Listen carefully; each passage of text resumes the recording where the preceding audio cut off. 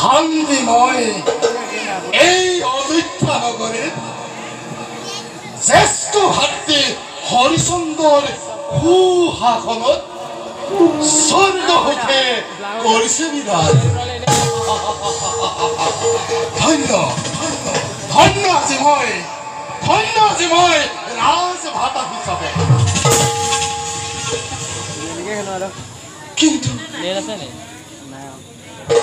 কিন্তু মোৰ পত্নী কাবেৰীৰ মনত কিবা এটা দুৰাকাংক্ষাই থিতাপি লৈছে।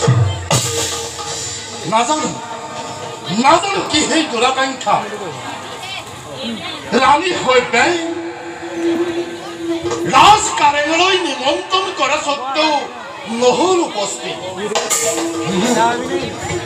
নহয়, মই কাবেৰীৰ এই মনৰ দুৰাকাংক্ষা নিশ্চয় জানিব লাগিব। এই মুহূৰ্তত নিশ্চয় কাবেৰী নন্দন কাননত আছে।